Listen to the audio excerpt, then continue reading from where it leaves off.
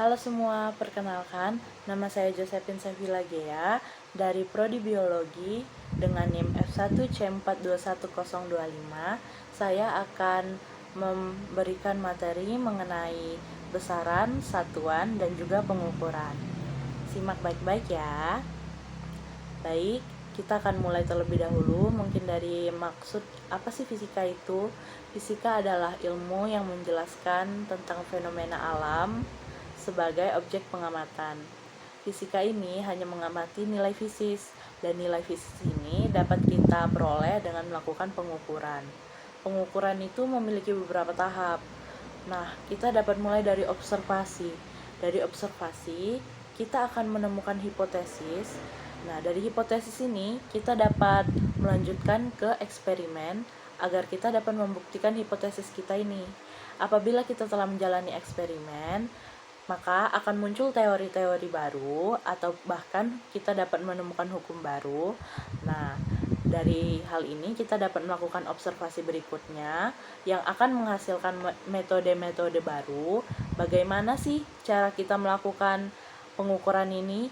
Nah, apabila kita sudah mengetahui metode-metodenya, maka kita akan mendapatkan penyelesaian suatu masalah.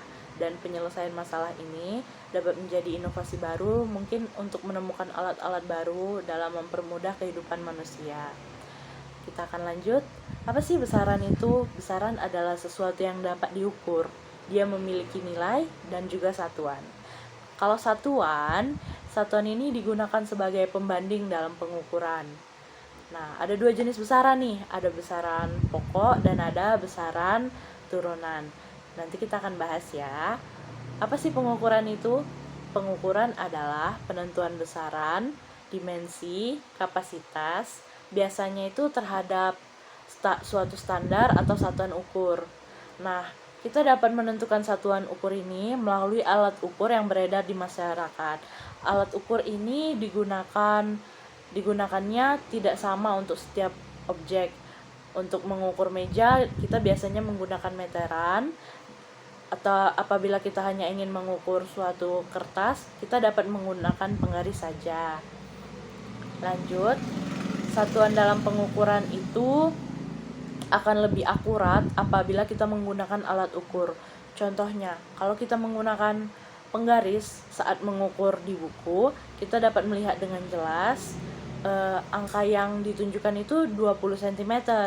Nah, 20 cm ini dapat diterima di masyarakat karena apabila kalau kita pergi ke sana sini, satuan cm ukurannya tetap sama. Beda dengan contoh satu lagi yang menggunakan satuan jengkal. Jengkal setiap orang itu berbeda-beda. Mungkin kalau di saya itu mendapat satu buku itu 1 jengkal, mungkin di orang lain bisa 1,5, 1/4 dan masih banyak lagi. Jadi kita tidak dapat menggunakan satuan yang tidak pasti dalam pengukuran yang akan diberikan pada laporan hasil pengamatan. Nah, ini ada beberapa besaran. Kita mulai dari besaran pokok, yakni ada panjang. Ukuran panjang ini dapat kita ukur menggunakan penggaris dan juga meteran. Untuk besaran waktu, kita dapat menggunakan stopwatch. Untuk pengukuran massa, kita dapat menggunakan timbangan. Mengukur suhu, kita dapat menggunakan termogan yang sering kita gunakan akhir-akhir ini berhubung situasi pandemi di Indonesia. Bukan hanya di Indonesia, di seluruh dunia. Dan juga untuk mengukur kuat arus listrik disebut ampermeter, dan juga untuk mengukur intensitas cahaya yang mungkin kita masih jarang temui sekarang ini disebut luxmeter.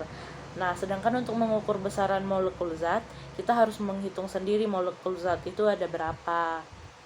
Nah, ini ada beberapa besaran turunan beserta satuannya. Kita mengukur ini setelah mendapatkan beberapa hal yang diketahui. Kita hitung menggunakan rumus-rumus tertentu, lalu kita dapat menentukan hasilnya. Dia tidak menggunakan alat ukur dalam penghitungannya, tapi dalam mengumpulkan data untuk penghitungan itu membutuhkan alat ukur. Kita lanjut ke besaran fisis dan non-fisis. Besaran fisis ini dimaknai sebagai suatu objek yang memiliki besaran yang jelas karena pengukurannya melakukan alat ukur. Kembali tadi, kalau kita menggunakan alat ukur, satuan dan besarannya itu dapat diterima di masyarakat luas. Besaran yang menghasilkan nilai disebut juga deskripsi kuantitatif. Dapat kita lihat seperti contoh obeng di bawah ini. Dia diukur menggunakan penggaris, itu panjangnya atau tingginya itu 18 cm, sedangkan lebarnya 1,5 cm. Nah, hal ini dapat diterima di masyarakat luas karena satuan penggaris di seluruh dunia itu sama. Kalau kita menggunakan cm, ukurannya akan tetap seperti itu. Gimana sih cara kita mendapatkan hasil ini? Ya dengan itu tadi, kita melakukan pengukuran. Lanjut ke besaran fisis dan non-fisis. Besaran non-fisis ini lebih menunjukkan perbandingan yang tidak terukur. Besaran ini disebut juga besaran kualitatif. Contohnya kita membandingkan obeng dengan buku yang tadi. Obeng itu lebih kecil daripada buku EYD. Kita dapat lihat dengan mata kita sendiri, kita dapat membandingkan, maka itu yang kita sebut dengan kualitatif. Kita menilai, bukan mengukur. Nah, ini adalah contoh pada mistar. Pada mistar itu ada beberapa satuan yang digunakan, ada sentimeter, dan juga satuan terkecilnya adalah milimeter. Nilai terkecil pada mistar itu 1 mm. Di beberapa mistar juga biasanya ada menggunakan satuan inch, tapi jarang ditemukan. 1 cm itu bernilai 10 mm. Kita dapat lihat di bawah ini beberapa satuan, ada kilometer, hektometer. Lalu kita kalau ke bawah itu, kalau dia satu satuan ke bawah itu dikali 10 setiap nilainya. Kalau kita naik ke atas itu dibagi 10. Oke. Cara mengukur menggunakan mistar itu mudah saja. Kita tinggal tempatkan ujung benda tepat pada 0 pada mistar. Lalu kita lihat angka terakhirnya berapa. Nilainya yang kita dapat adalah 18 cm. Nah, berikut ini adalah jangka sorong. Jangka sorong ini salah satu alat ukur yang dapat kita gunakan untuk mengukur bagian luar, bagian dalam suatu benda yang yang susah kita ukur menggunakan penggaris. Kita dapat menggunakan ini apabila ingin memiliki ketelitian yang tinggi. Ini bagian-bagiannya. Nah, kita akan masuk kepada angka penting. Angka penting ini adalah angka hasil pengukuran yang terdiri atas angka taksiran dan juga angka pasti. Nah, jumlah angka penting pada setiap pengukuran itu akan menentukan tingkat ketelitian suatu pengukuran. Kita lihat dari pengukuran stabilo berikut ini. Ukuran stabilo di atas ini, di bawah ini dapat dituliskan 11,55. Angka kedua setelah koma itu adalah angka taksiran. Nah, angka pastinya adalah angka di depan koma dan satu angka di belakang koma. Maka angka pasti adalah 11,5. Sedangkan apabila kita tambahkan 5 di belakangnya lagi, angka kedua setelah koma itu akan menjadi kumpulan angka penting.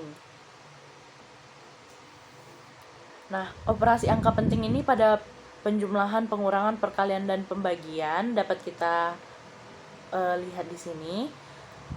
Penjumlahan dan pengurangan itu sistemnya sama. Dia letakkan koma dalam satu kolom sejajar, lalu di sisi-sisinya kita dapat tambahkan atau jumlahkan seperti biasa.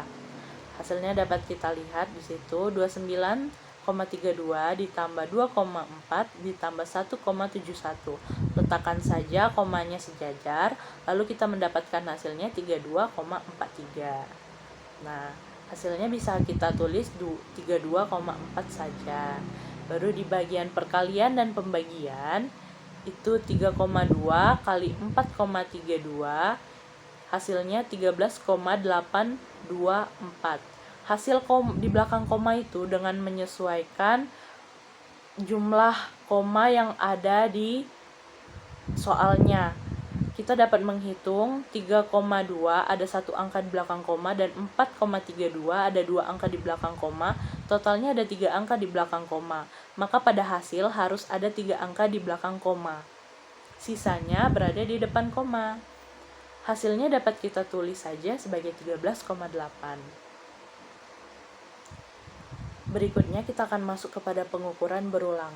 Pengukuran berulang dilakukan untuk memastikan kembali nilai suatu objek. Jadi apabila kita nggak yakin sama hasil pengukuran pertama kita dapat lanjut mengukur kembali untuk menentukan hasil tersebut benar-benar pasti sehingga terkumpul beberapa data.